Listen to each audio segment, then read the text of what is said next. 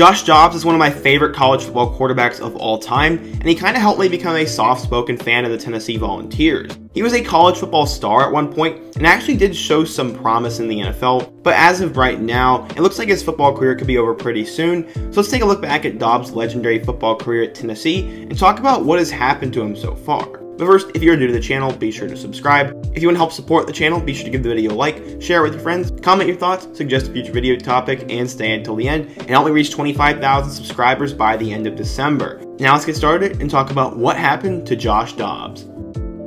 Josh Dobbs excelled at football from a young age. He went to Alpharetta High School in Alpharetta, Georgia, and he was diagnosed with a condition called alopecia areata at a very young age, and it's an autoimmune disorder that causes hair loss, hence why you probably know him as the guy who was bald. He got a ton of Power 5 interest because he was a great quarterback and actually originally committed to Arizona State. After he decided he wanted to be an aeronautical engineer, he took visits to schools closer to home, such as Mississippi State and Tennessee, and in the end, he became Butch Jones' first big quarterback recruit, and he committed to the Volunteers. According to 24/7 Sports, Dobbs was a 4-star recruit, the number 10 pro-style quarterback, and the 158th overall player in the class of 2013. Butch Jones was the new chosen guy to lead Tennessee football back to the top of the college football world, but Josh wasn't his quarterback just yet.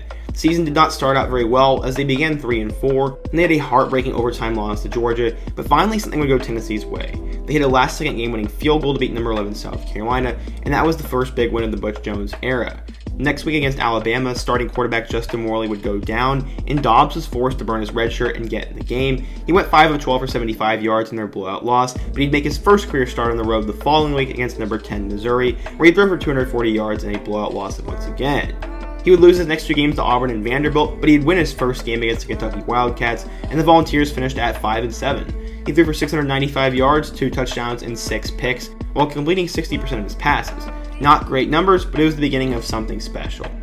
Dobbs once again began the season as the 3rd-string quarterback behind Justin Worley and Nathan Peterman, and the Vols would have their work cut out for them as they had the 3rd hardest schedule in the country. They would win their first 2 games to start out at 2-0, but they had a primetime matchup against number 4 Oklahoma and Norman, and it was clear that Tennessee wasn't at that level yet as they got blown out. Following that, Todd Gurley rushed all over Tennessee's defense and practically beat Tennessee on his own before the Volunteers would drop another close one to Florida. After a blowout loss to Ole Miss and some injuries, he was forced to play against Alabama once again. It was apparent that Dobbs was the best quarterback on the team at that point, and in the following week, they needed him. Against South Carolina, Tennessee came back, and he played a really good game and helped them win, and he really hit his stride the next game against Kentucky, where he threw for 297 yards and 3 touchdowns.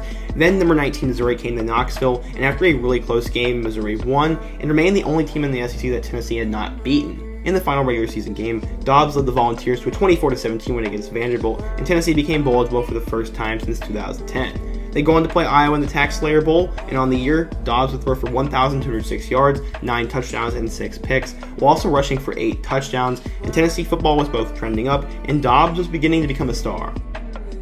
After a breakout sophomore season, Dobbs was named the starter, and the hype had returned to Tennessee football for the first time in years. Tennessee began the season ranked number 25, and their Week 2 matchup against Oklahoma was going to be one of the biggest games in years. The Volunteers started out on fire and jumped out to a 17-3 lead going into the 4th quarter, and Tennessee wanted to coast to a win. But Oklahoma's newfound star, Baker Mayfield, had other ideas. Mayfield led a comeback, and their defense sealed the win with an interception, and this was a heartbreaking game for the Volunteers, and another friendly reminder they just weren't quite there yet. After the loss, they had Florida next, and once again they were in the driver's seat, but this time Will Grier had other ideas. He had a miracle play to Antonio Callaway, and Tennessee had a chance to win with the last-second field goal, but it fell short, and they'd lose that game, and then lose another one to Arkansas and fall to 2-3. After trailing against Georgia 24-3, Dobbs would rally the troops, and with 5 minutes to play, had a chance to steal the game, and he had over 400+ yards of offense and 5 touchdowns in their victory, and was named the SEC Offensive Player of the Week, and momentum was on Tennessee's side. In a defensive battle, Tennessee actually had a chance to beat Alabama, but a late error would decide their fate. Tennessee would finish the season red hot as they beat Kentucky, South Carolina, North Texas, Missouri, and Vanderbilt to finish the regular season at 8-4, and earned a bid to play Northwestern in the Outback Bowl. They beat the Wildcats easily and cruised to a 9-4 record. On the year, Dobbs threw for 2,291 yards and 15 touchdowns, with only 5 picks, and rushing for 671 yards and 11 touchdowns on the ground as well. The Volunteers were legitimate college football playoff contenders going into the 2016 season, and they began ranked number 9. They got to kick off the college football season with a night game against Appalachian State. Things were looking bleak, but they had a miracle sequence at the end where there was a fumble, Dobbs got it and scored the game, and they win in overtime. The questions over the legitimacy were raised. The next game broke the attendance record for a college football game ever after they beat Virginia Tech at Bristol Motor Speedway, and they barely beat Ohio at home. They struggled against Florida as they were trailing 21-3 at half, but Dobbs would take over and score 35 unanswered points and threw 4 touchdowns, and they beat Florida by 10 and the streak was over. Next came arguably one of the best games of this century. Number 25 Georgia against number 11 Tennessee. Down 28-24 with less than a minute to go, freshman Jacob Eason took over control, and he had a bomb to Riley Ridley down the sideline. It looked like Georgia was going to win, but Dobbs just needed a chance. Vern Lundquist made one of the greatest calls of all time, and by another miracle, Tennessee won by way of a Hail Mary to Jawan Jennings. The following week, the Volunteers found themselves trailing to Texas A&M, but once again, Dobbs only needed a chance. Was this going to be a team of destiny? They somehow got themselves to overtime, but Dobbs would throw a pick and Tennessee was unbeaten no more. After that, things began to fall apart as they were blown out by Alabama and lost to South Carolina.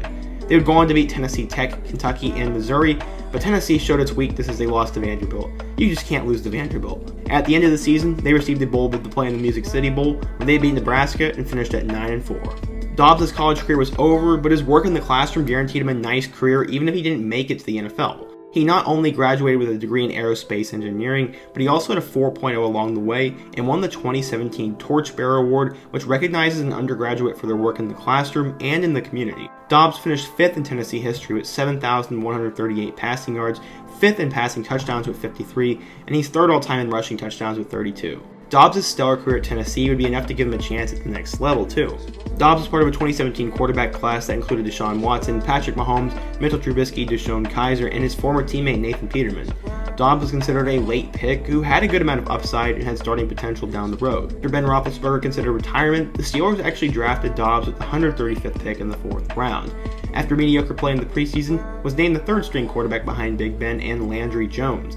He never played his rookie year and finally saw some action in 2018 as he took a kneel down in a win over the Falcons. His first real action came a few weeks later when he filled in for an injured Big Ben and completed his first career pass to Juju Smith-Schuster. He played one more time against the Raiders, and for his career, he had completed 6 of 12 passes for 43 yards and a pick. In 2019, after Nick Foles got injured for the Jaguars, the Steelers traded Dobbs to them in exchange for a 5th round pick, and he was the backup to Gardner Minshew, but he never played. In 2020, it's the same old, and he's pretty much on his way out of the NFL, to be honest. Overall, I really enjoyed watching Tennessee football during the Josh Dobbs era, and it's a shame they didn't win more games while he was there. I'm also glad he not only succeeded on the field, but also in the classroom, because he's a great role model for other players and other athletes. I hope you guys enjoyed today's video, and if you did, please be sure to smash that like button and let me know what you think. If you're new, don't forget to subscribe to the channel and help me reach 25,000 subscribers by the end of December. If you're still here, check out my documentary about what happened to Butch Jones and all my other What Happened to College Football videos. I hope to see you guys again soon, but until next time, peace.